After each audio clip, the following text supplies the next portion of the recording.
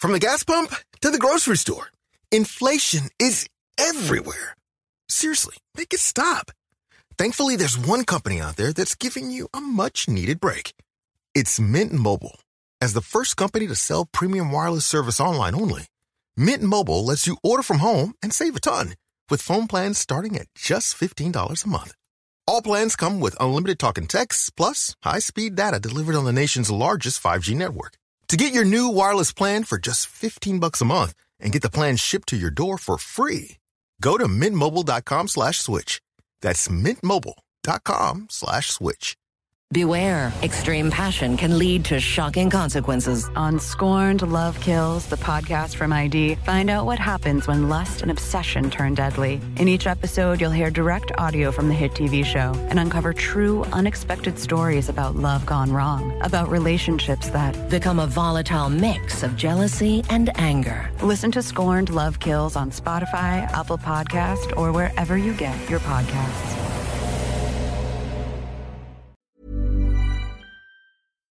This podcast explores themes of murder and rape. Listener discretion is advised. The words of Jeffrey Dahmer are voiced by an actor. Dahmer is serving 15 consecutive life sentences for the murders of 17 males. The most prolific slayer in the history of the state of Wisconsin. From 1978 to 1991, Jeffrey Dahmer murdered 17 men and boys. He cannibalized some of his victims, dismembered their bodies, and preyed on the vulnerable, becoming one of the most depraved serial killers in American history. But what is the real story of this most unlikely of killers? And could this ever happen again? I'm criminal psychologist Dr. Michelle Ward, and this is Mind of a Monster, Jeffrey Dahmer. Episode 4, House of Horrors.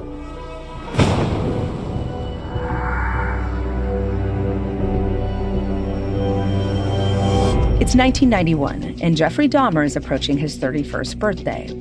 He lives a solitary life, working a menial job in a chocolate factory and living by himself in a simple apartment in a rundown part of town. He keeps to himself and has little contact with anyone in a meaningful way. None of this is an accident. Living in a crime-ridden part of the city will enable him to go unnoticed. In apartment 213, he can finally fully live out his ultimate fantasies. Here, he will be able to control every aspect of his secret activity, the killing of young men and boys. For this to work, there is one thing he needs to ensure: that he chooses his victims wisely. Annie Schwartz is the author of Monster, the true story of the Jeffrey Dahmer murders. Dahmer was very purposeful, and he has confessed to this.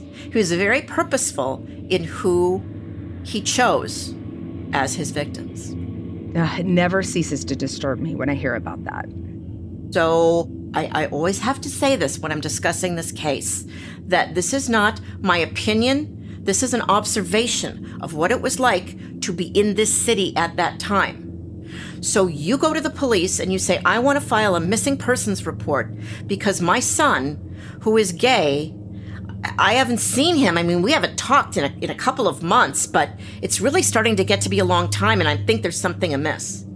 They had to know you have to understand what it was like to report that back in the 80s and 90s. What was it like to go to the police with that crime? So then the police are going to investigate it. The police go to the bathhouses, right? They start talking to people because apparently people were getting drugged at the bathhouses. But when the police go to investigate, what are they going to investigate? Who are the witnesses? Who are they going to talk to? Oh God, are you going to tell my parents? Are you going to tell my family? Are you going to tell my employer? I don't need my name on a police report someplace.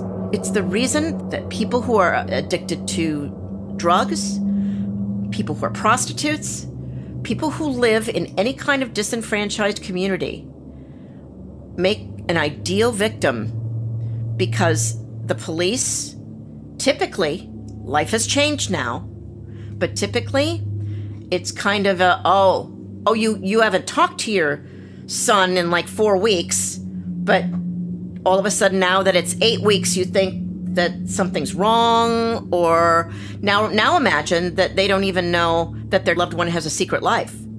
Well, where should we start to look for him? I don't know. Another important factor is the gender of his victims. Serial killers overwhelmingly murder women. To have a serial killer preying on men and boys is rare. E. Michael McCann was Milwaukee's district attorney at the time. He explains. We did not know in Milwaukee that we had a serial male slayer on the loose. That was not known.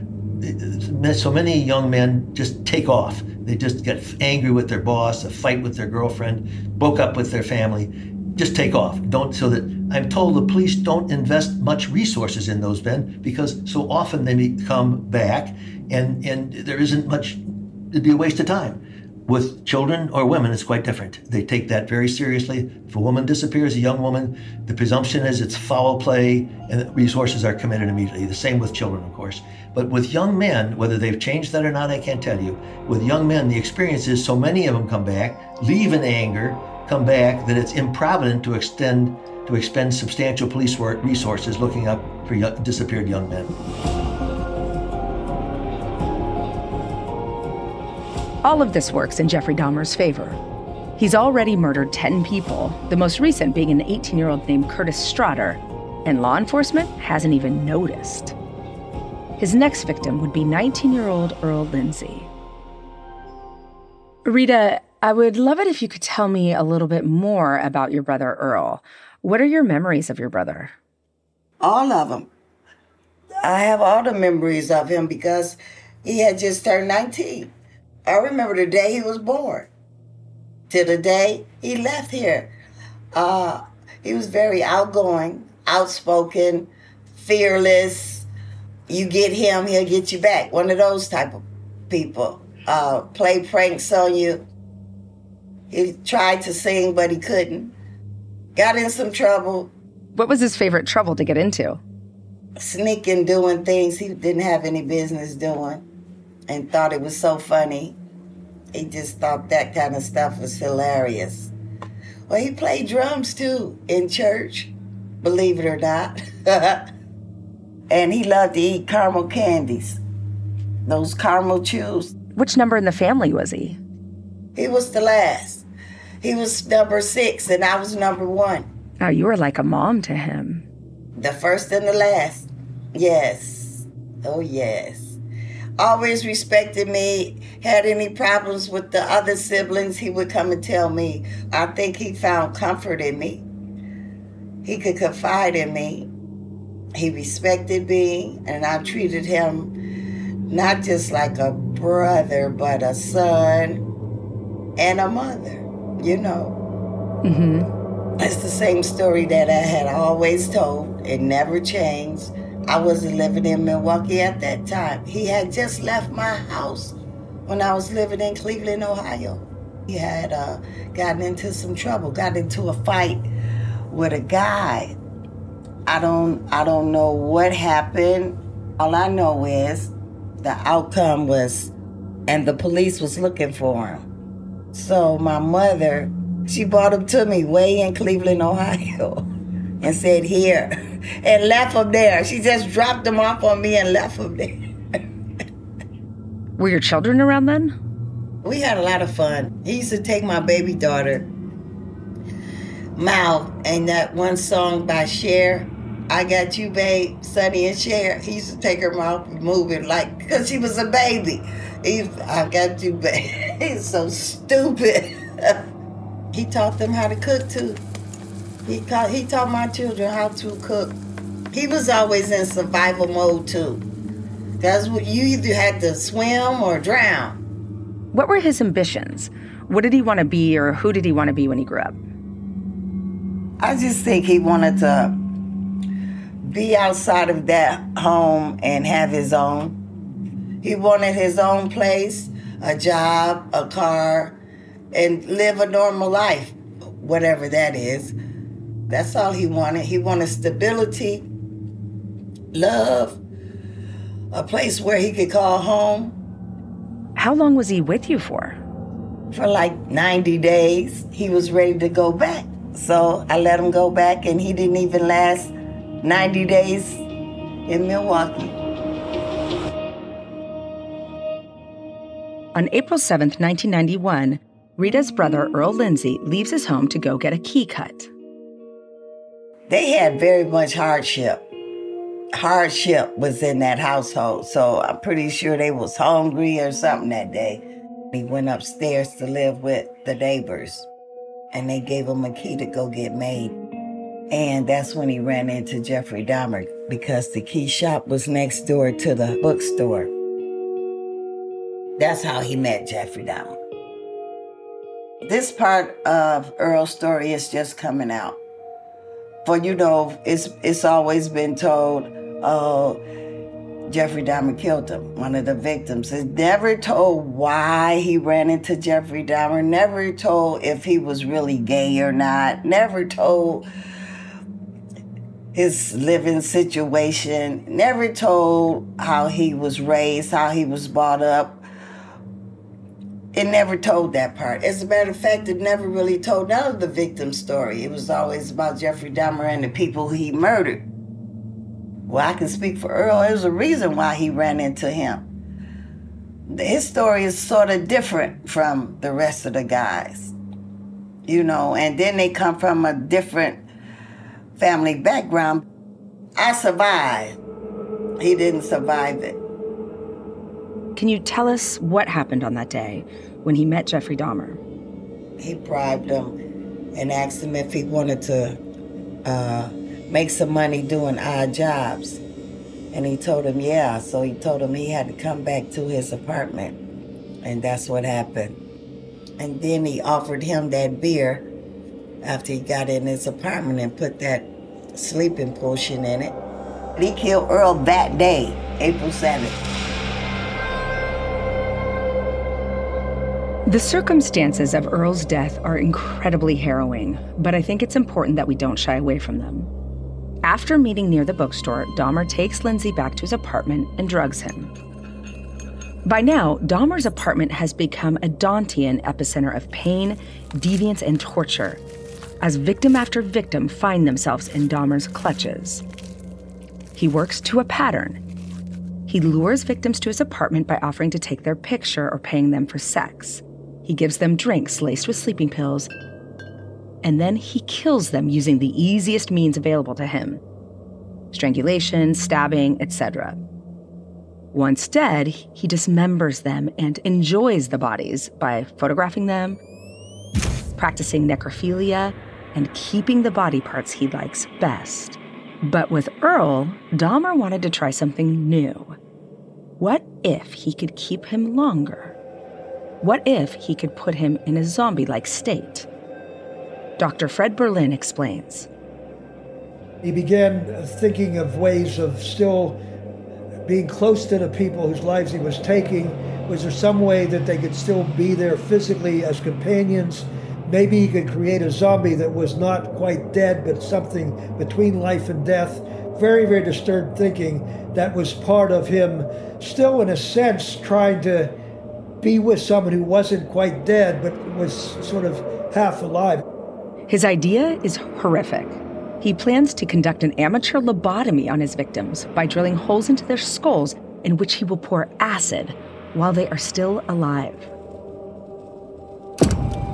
I started using the drilling technique. I was getting tired of killing them and having to deflesh them. So I wanted to see if it was possible to make, again, it sounds really gross, zombies, people that would not have a will of their own but would follow my instructions without resistance.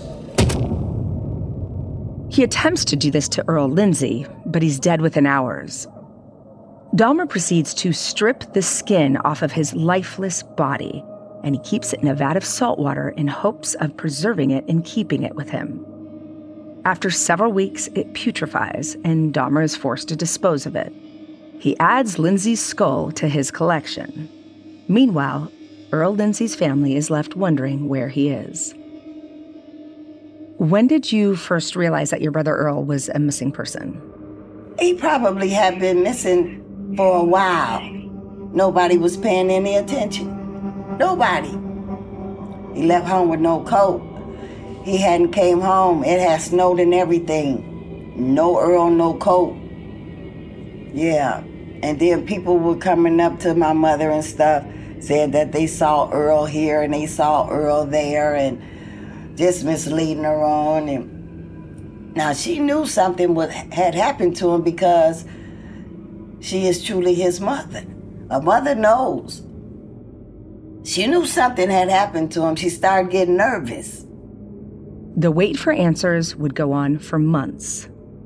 This really changed the course of your life, didn't it? Yes, I really don't have any peace. I don't have a life anymore. My life doesn't belong to me anymore. That's the part I really hate. I just should have made him stay with me. He just should have stayed with me. Yeah, because that made me feel crazy. I'm like, oh, my brother's living with me and he goes home to his mother and then he died. I'm like, he just should have stayed with me. Within weeks, Jeffrey Dahmer is out hunting again. On May 24th, 1991, at a gay bar in Milwaukee called the 219 Club, he approaches 31-year-old Tony Hughes, who is deaf. The pair have been loose acquaintances for a while and communicate via writing. Dahmer invites Hughes back to his apartment. Within hours, Tony Hughes would be dead, drugged, strangled, and then left on the bedroom floor for days. What is striking about Jeffrey Dahmer is that all of his victims, whether straight or gay, go with him willingly. I want to understand how he was able to do this, so I speak with LGBTQ historian Michael Takash, who was part of the gay scene in Milwaukee at the time of Jeffrey Dahmer's crimes. Can you tell us anything about how Jeffrey Dahmer would lure his victims? So I do have a former colleague who I worked with quite closely who was a bar manager at the bar that Jeffrey Dahmer unfortunately frequented. But this colleague shared that it was all about the charm. So people would come to the bar, and this was a mixed race bar, which was fairly common in Milwaukee's gay community and still is. For a very segregated city, Milwaukee's gay community was hardly segregated at all, going back to the early years of the gay rights movement. From what I understand and from what I've read and learned and heard, Jeffrey Dahmer was a charmer, and he would charm people who really felt kind of invisible and felt unseen. And he would find those people and make them feel very, very seen. He would make them feel very, very important.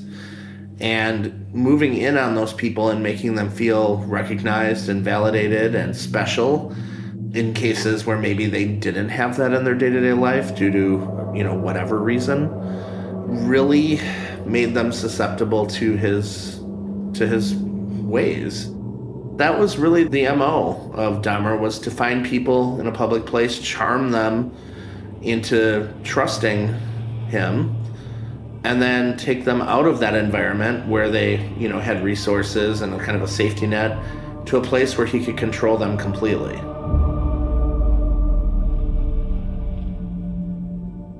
It's against this backdrop that Jeffrey Dahmer makes his preparations. If he's going to have so much death in his apartment, he needs a way to control it. He buys padlocks in case he needs to keep his victims secure, and a big blue vat to dissolve the bodies in acid. His activities do not go unnoticed by his neighbor, Vernell Bass, and his then-wife, Pam. Vernell is the author of Across the Hall and explains further. Something that may not have been easily explained away is in 1991, the blue barrel appears. Tell us what Dahmer said to you about that. Well, I went into his apartment for some reason, and I noticed the barrel, the blue fat, in the kitchen in the middle of the floor, and it had the lid on it. And so I asked him, I said, wow, Jeff, I said, man, why you got this? And he said, he was so smart. He didn't answer my question, but he did answer my question. He said, I just wanted it. Okay, I couldn't say for what, or nothing like that, that he answered my question. It was none of my business after that, Yeah, you can't press. Yes. And he told me that he had gotten it from his job, and he called a cab, and the cab came and picked him up. He put it in the trunk, and then drove it back to his apartment, to the building, and in the cab. So you lived probably closest to him, being right across the hall. Did you ever hear any unusual noises coming from his apartment? Yes, I heard a saw going. It was either a saw or a drill. And I couldn't distinguish the difference from one from the other. And I heard it one evening coming home from my classes that I had. And so I went in my apartment. I asked Pam, I said, wow, what is he doing over there? What is he building? And she said that she had seen him bringing some wood into his apartment, and she thought that he was building a bookcase. Then 2 days later, I was coming in from my class, and I overheard him swearing. Motherfucker, see what you made me do? That's what I heard him say, yeah. And so I edged to the door to listen more, but it went silent. I didn't hear anything. Jeffrey Dahmer's neighbors noticed something else, too. A terrible smell. It was really bad. It would be really bad toward the night, but seemed like in the daytime it just lingered. And so that started to give people toward the end of the building that lived close to him, started to focus in on where the smell was coming from. And your then wife pinpointed it to Dahmer's apartment, didn't she? What she did was she set a chair in the hallway and left our door open and sat in our doorway and waited for him to come home. And that's when he told her, he apologized to her and gave her $20. And she let him use the fan to air out his apartment. And that's when he told her that his freezer had quit working, and the meats must have spoiled inside the freezer. Vernell had no way of knowing the true source of the smell. The bodies Jeffrey Dahmer is disposing of within his own apartment. And things were about to get a whole lot worse.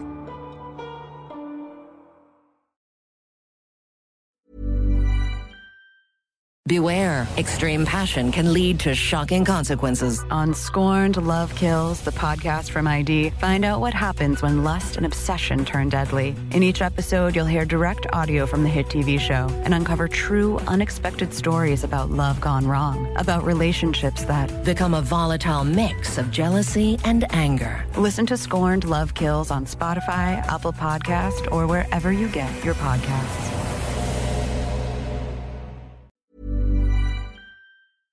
Hey, it's Janice from Warner Brothers Discovery. Are you looking for a fun way to unwind? A little escapism while standing in line at the bank or commuting or doing any of the other adult tasks that you have to do? I just learned about Candy Crush Soda, and I'm so excited to check it out. Brought to you by the people behind the classic Candy Crush saga, Soda has new immersive content experiences that change every month and more challenging levels to tackle. Candy Crush Soda just launched its detective season, an immersive experience where players can join lead character Kimmy and utilize their detective skills and intuition to solve cases, collect and follow the clues to identify the culprit. The characters look adorable, and the world is so colorful, I'll definitely be giving this a try. In Chapter 2 of this detective season, Olivia the octopus has disappeared from the game, and it's up to you to help Kimmy solve the mystery. Inspect the crime scene and pay attention to all details in order to find her. Complete the quest of the day to unlock that day's clue. Don't miss a day or you'll never have the chance to get that clue again, okay? And at the end of the case, you'll be able to pick among 3 suspects and get a reward if you're right. This chapter is live until May 1st, so download and play Detective Season and Candy Crush Soda. You'll find it in your phone's app store. Past level 37 to unlock Detective Season, but don't worry, that'll go faster than you think, maybe 10 minutes. Enjoy. Hey, it's Janice from Warner Brothers Discovery. With Vroom, you can shop thousands of cars right from your phone and have your next ride delivered straight to you. Is there anything worse than sitting under a fluorescent light and haggling over the price of a car? Ugh, I hate that. That is not fun. And yes, there's usually free coffee, but that's not going to cut it. Vroom is the better way to buy your next ride.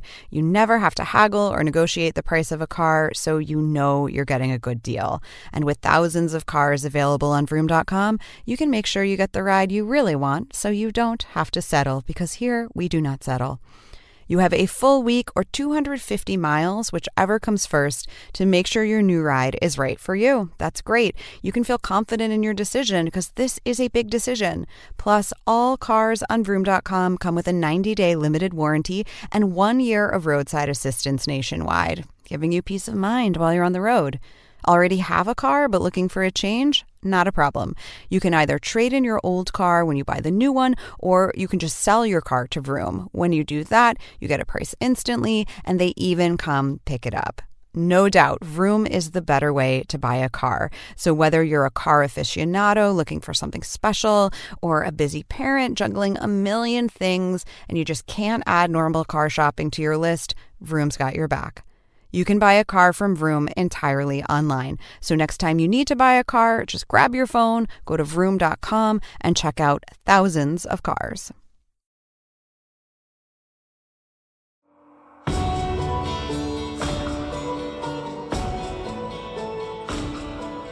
It's May 26, 1991, 2 days after the murder of Tony Hughes, and a 14-year-old boy named Konorak Synthesymphone is at the Grand Avenue Mall, Milwaukee. He's approached by an older man with dark blonde hair and glasses. The man offers to give him money to pose for some pictures. The boy accepts. But this is all a trap, all part of a cruel game. Once back at the apartment, Jeffrey Dahmer offers the child a drink. I'd say I wanted, let's have some coffee with some Irish cream in it, so the coffee would dissolve the pills. They'd never see the pills in there. And that would be it. Within a half hour, they'd be asleep.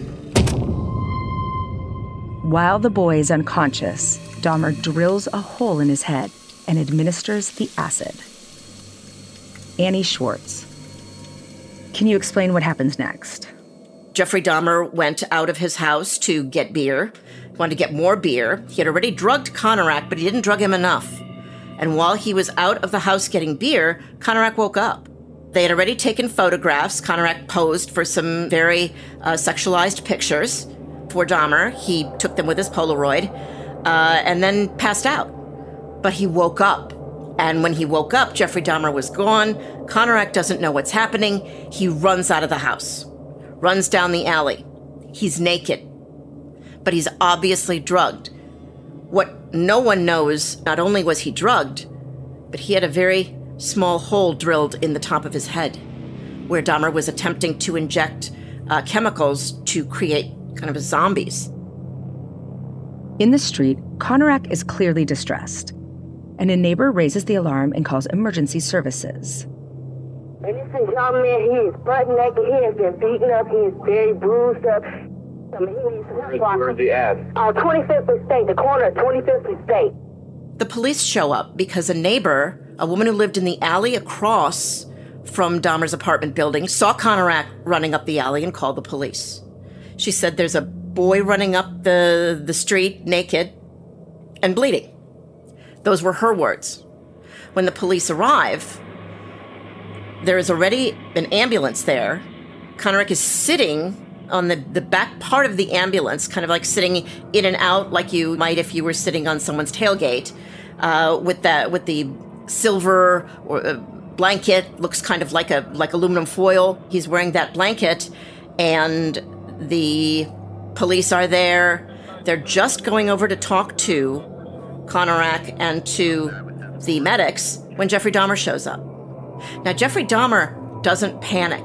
It's important to tell this part of the story because lest I be called an apologist for the police, it's important to hear all of the pieces of this story. Remember what Dahmer is. Dahmer is in a neighborhood that is riddled by crime. It is largely an African-American neighborhood. It is a poor neighborhood, lots of challenges. And Dahmer walks up to the police. Good evening, officers. He is calm. He doesn't act like anything is crazy wrong. He says, this is my boyfriend. And he got a little drunk. Okay, got real drunk. And I'm just, I'll take him back upstairs. I feel bad that, that he inconvenienced you guys. They checked him out and figured he was real drunk. They told me to take him back. He was not wanting to go back. So one officer grabbed his one arm and the other grabbed his other arm on the other side, and they escorted him to my apartment. They laid him on the sofa. What is striking to me about this moment is how Dahmer displays no anticipatory fear. It reminds me of the stories we heard about his childhood. Stealing the pig from class, standing in photos he wasn't supposed to be in, acting crazy in the mall. He simply doesn't have the heart-racing, blood-pumping somatic markers that come with the fear of consequence. He just doesn't get nervous like we do. Now, this is a feature of psychopathy, and I am not saying Jeffrey Dahmer is a psychopath, but he is clearly demonstrating this particular trait. And we've seen it before, when he was stopped with the body of Stephen Hicks, for example. Without anticipatory fear, he has the ability to stay cool, calm, manipulative, and goal-driven. He was an astute liar and a master manipulator. And I use those words repeatedly because people are fond of saying that this is racial. And I tell the story the way that I remember it because I was there. I'm not retelling it because somebody else told me the story. I was living here in this city, and I was covering this case as a reporter. I'd covered a lot of other cases as a reporter here. So when I think about the atmosphere, when I think about the city, when I think about the police having contact with a literate, smooth human being without any of the other factors, their hackles didn't go up either. Their antenna didn't go up either. So to their credit, the police don't say, oh, okay, and then leave. They say, well, let's go back upstairs with you to your apartment. So the officers go with Dahmer and now why can't Konarak talk?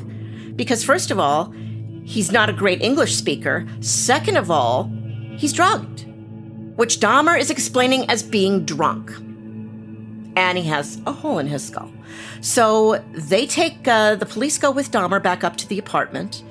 And here's what Dahmer shows them. Dahmer's apartment looks like any apartment of just about any single guy that maybe didn't have a ton of money. It was not a torture chamber.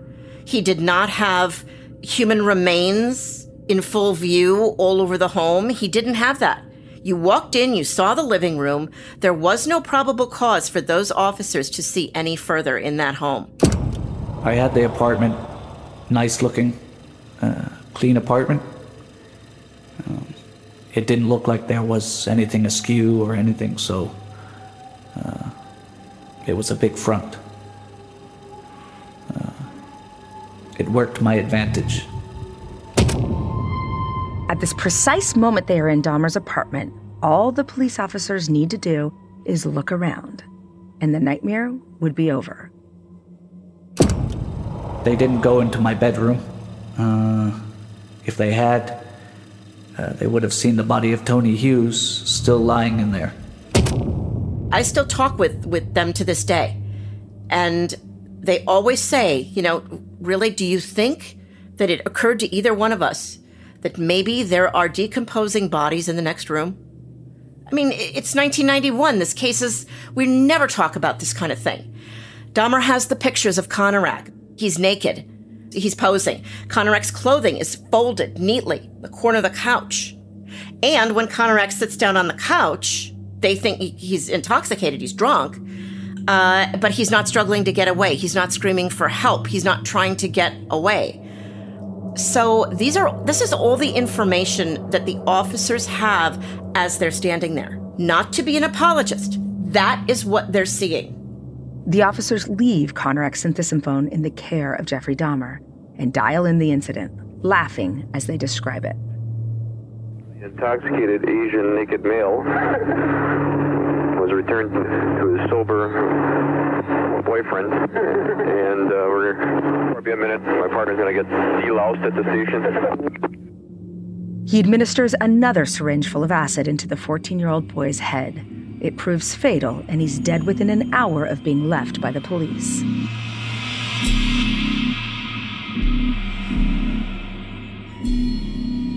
The neighbor who first alerted emergency services about Konarak calls the police again as she's concerned he is a minor. How old was the child? It wasn't a child, it was an adult. Are you sure? Yep. Are you positive? It's all taken care of, ma'am. Michael, even with the distance of 30-plus years, this moment in Dahmer's killing spree gives me chills still. The officers were so close to stopping him. How could this happen? The neighbor even called the police department to follow up. Well, that I wish they'd handled it differently. I think if they had listened to this lady saying, no, go back or check, he's younger than that, had they taken that more seriously, and had they gone back that night to check again, just to follow up on that. Let's see his birth certificate. Let's see his wallet. We want to see how old he is. But and they'd gone back and checked that, just said, well, let's see. Right then, that would have ended it. They would have had him. Dahmer, had they started to check, they'd have found Tony's another body in the next room.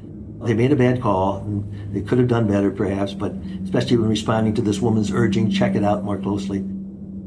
So Dahmer's this clean-cut white guy, and then there's a seemingly drunk Asian boy and another woman of color saying, hey, can you please check this out? This isn't what it looks like. Do you think that was playing into it? Like, okay, here we have the sophisticated white guy, and he's telling us that this is just his lover, and it's no big deal. And somehow that trumped everything else they were seeing and hearing. One has to hope that wasn't it. How do you know? Annie Schwartz.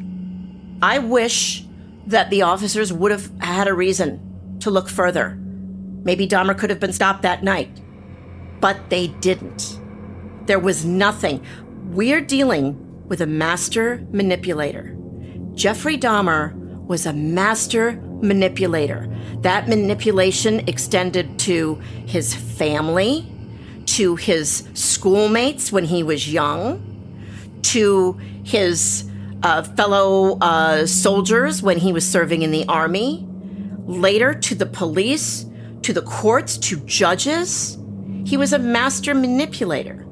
So to say that people were somehow, duped by this murderer, yes, they were.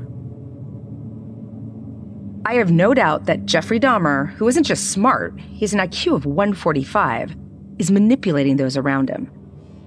But he's doing so in a way that knowingly plays on existing prejudice and preconceived notions of what a criminal looks like. I want you to listen to how Jeffrey Dahmer's neighbor, Vernell Bass, describes typical interactions with the police in that neighborhood. That area, I would guesstimate maybe a 12 to 15 block radius.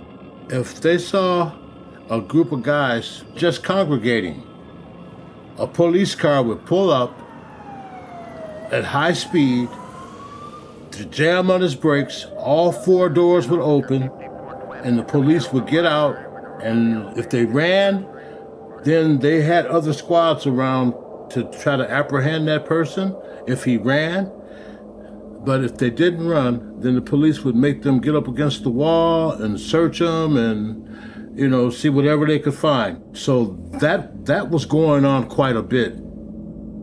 The difference in how Dahmer is treated that night is stark. For Rita Isbell, whose brother had been murdered by Dahmer just a few months before, it's painful. Do you feel that law enforcement did enough to find your brother and prevent future crimes? You know better than that. Come on now. Okay, if you see a young man bleeding outside, that's a problem. When you think it's funny and let him take the child back to his apartment, what police? You're not the police. You're an asshole. You're a criminal too. Come on, this is a game to y'all. Yeah, see how that is? Sweep it under the rug. That's how the whole Milwaukee is. Nobody pays attention to nothing. You got this man that chose this apartment building in this predominantly black neighborhood where you can do and get away with anything because nobody's paying attention. I return to Michael Takash. Do you think Dahmer selected his victims based on who he thought might not be missed as much, and then thereby he gets away with murder for a lot longer? I do, unfortunately, and it's no judgment of the victims or the lives that they lived or their families or their heritage or their upbringing. I think that he applied a very racist view to his victims. His ultimate goal was to make people into kind of mindless slaves, which is really even more terrifying than the idea of killing people, is the idea of subjugating them to this like half-life as a kind of undead, zombie that's under the control of a master. The scariest part of all of this is that, these people weren't missed immediately. And some of them certainly were, but the majority were not. And he knew that. Another thing he quickly learned, because, as he was navigating this whole system of his, he quickly learned that the police were kind of on his side.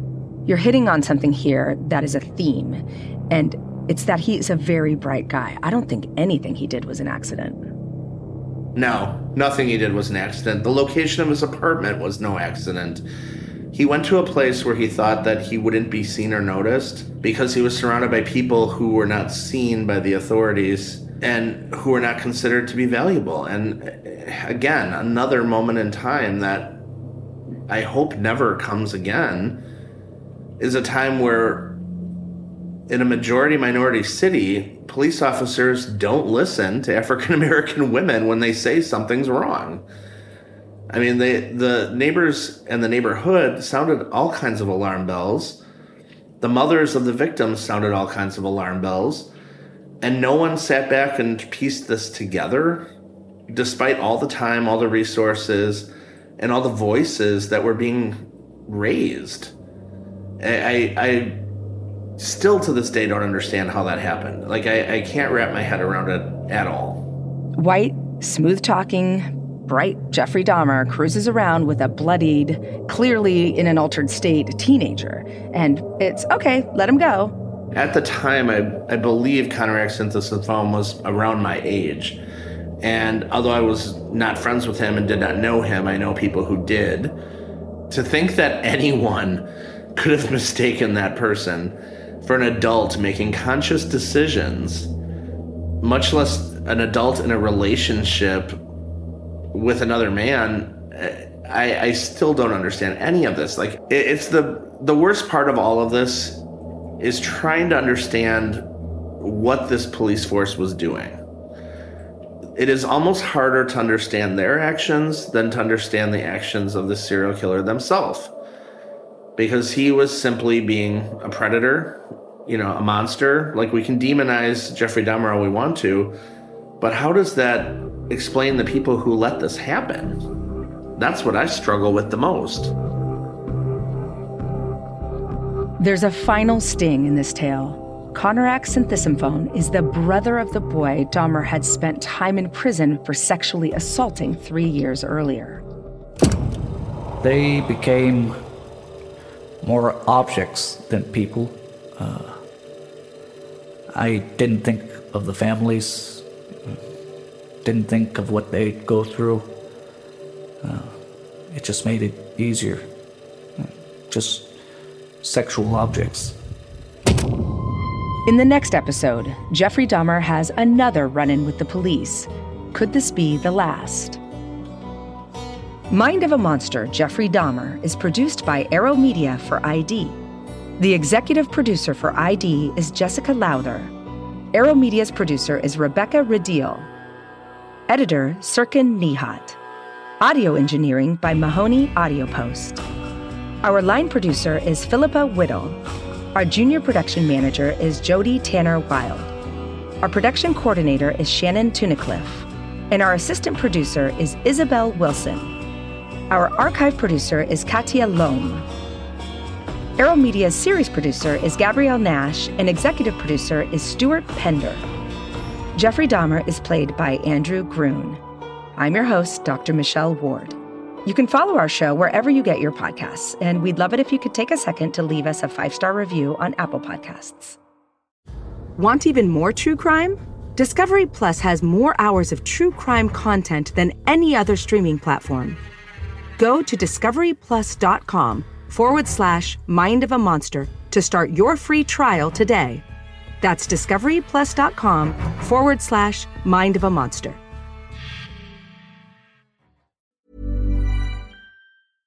Get ready. Undercover Underage is back. Rue Powell and her team work with the local sheriff's office to prevent child sex abuse. Using a new group of decoys, they find and arrest internet predators.